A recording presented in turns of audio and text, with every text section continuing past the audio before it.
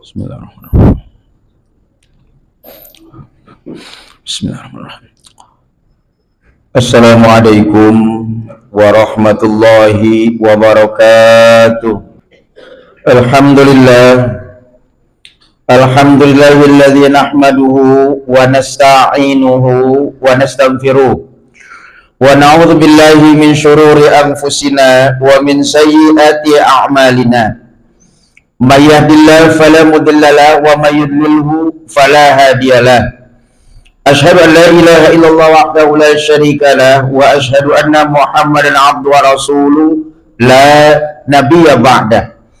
Allahumma fasalli wa sallim wa barik ala sayyidina Muhammadin wa ala alihi wa ashabihi ajma'in, amma ba'd.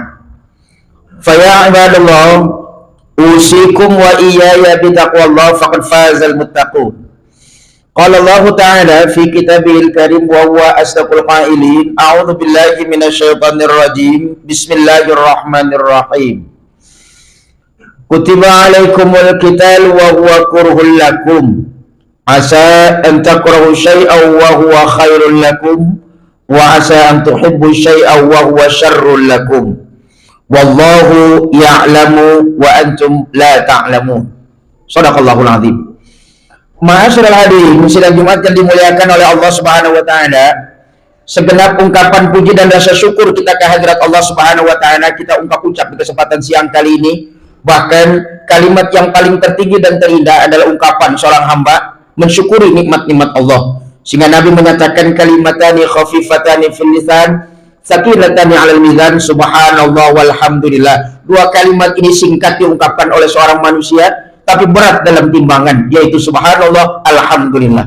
Segala puji bagi Allah yang salah satunya adalah memberikan kenikmatan kepada kita untuk menghentikan aktivitas duniawiyah kita sementara waktu, masuk ke masjid ini melaksanakan sholat Jumat, dan berharap ini merupakan bukti rasa syukur yang menjadikan Allah ridha dan kemudian menambah lagi nikmat-nikmatnya kepada kita semua. Amin ya rabbal alamin. Salawat dan salam kepada Nabi Muhammad sallallahu alaihi wasallam disertai dengan harapan mudah-mudahan Allah menjadikan salawat kita sebagai kendaraan kita nanti untuk bisa bertemu dengan Nabi dan meraih syafaat yang pernah dijanjikannya. Amin ya rabbal alamin. Ma'asyiral hadirin sidang Jumat yang dimuliakan oleh Allah Subhanahu wa taala, dalam kitab Bukhari dan Muslim, hadis Bukhari dan Muslim yang saya koleksi, ditemukan satu riwayat yang boleh jadi barang renungan bagi kita ini. Riwayat ini menceritakan ada seseorang yang ahli ibadah, katakan dia ahli ibadah. Dia sholat dan di masjid dia melaksanakan sholat. Satu masa ketika dia melaksanakan sholat, ada orang yang biasa saja, bukan ahli ibadah, dia masuk ke dalam masjid dan akan melaksanakan sholat. Tanpa dia sadari, dia lewat dan menginjak orang yang ahli ibadah ini yang sedang sujud kepada Allah Subhanahu wa taala. Tersandung, ada yang menyatakan demikian, ada yang terinjak menyatakan demikian kepala orang ahli ibadah ini. Tanpa disadari atau tidak sengaja oleh orang yang biasa saja ibadahnya. Selesai dia melaksanakan sholat si ahli ibadah ini, kemudian dia bangun dengan rasa marah luar biasa. Maka dia bilang kepada orang yang menginjak kepala yang biasa-biasa tadi, wallah la yaghfir lakallah. Demi Allah, dia bilang, kamu tidak akan pernah diampuni oleh Allah disebabkan karena menginjak kepala saya pada saat sujud itu. Begitu ungkapan orang ini menghardik orang yang biasa saja menginjak kepala si ahli ibadah ini. Maka kejadian ini dilihat oleh Nabi, kemudian malaikat Jibril pun turun mengabarkan kepada baginda Rasul ini. Apa kata Jibril kepada baginda Nabi? Ketika seorang ahli ibadah ini berteriak, demi Allah kamu tidak akan pernah diampuni oleh Allah karena menginjak kepala saya pada saat sedang melaksanakan sujud. Begitu kata ahli ibadah ini. Maka Jibril datang kepada baginda Nabi kemudian menyampaikan pesan Allah yang dititipkan melalui malaikat ini. Apa pesan Allah kepada malaikat disampaikan kepada Nabi ini?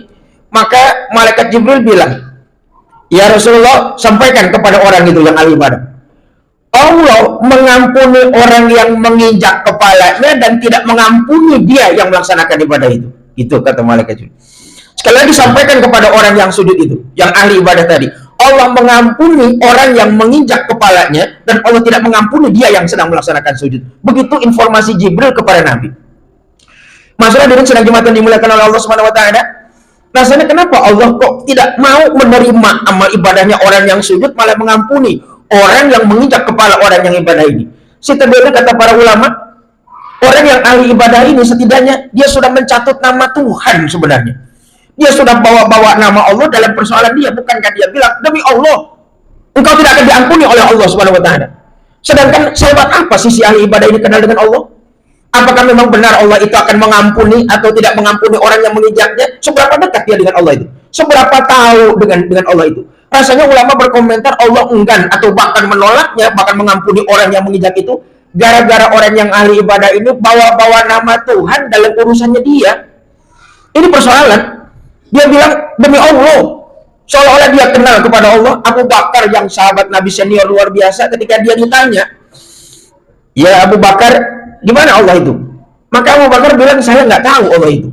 Mana orang yang nanya, bagaimana selevel Anda ini tidak kenal kepada Tuhan yang Anda sembah ini? Maka Abu Bakar jawabnya ringan, al-azzu anil idraki al-idraku, ketidakmampuan manusia untuk mengenal Allah, yaitu kemampuannya. Pada dasarnya kita tidak bisa mengenal Allah secara sempurna. Bagaimana kita bisa mengenal Allah secara sempurna? Kita manusia saja kadang-kadang tidak mengetahui watak dan karakteristik kita sendiri. Sehingga akhirnya dibuatlah manusia itu makhluk yang belum sepenuhnya bisa dikenali. Kita manusia, oleh manusia sendiri, makhluk yang belum bisa kita kenali. Bahkan terlalu banyak makin kesini binatang-binatang ditemukan oleh para ilmuwan, ada lagi koleksinya, masuk lagi dalam catatannya. Kita belum pernah menemukan binatang ini, masuk lagi dalam daftarnya. Bukankah sampai sekarang ini masih ada binatang-binatang yang belum dikenal oleh manusia? Lantas bagaimana sampai kemampuan manusia mengenal Allah?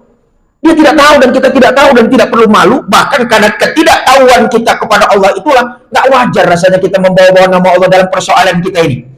Banyak nama-nama Allah dicatut, diambil hanya disebabkan karena perbedaan politik, perbedaan pandangan, perbedaan ibadah. Sehingga akhirnya diklaimlah saya benar, Anda salah. Seolah-olah saya sudah dekat dengan Allah dan tahu bahwa amal saya pasti diterima oleh Allah.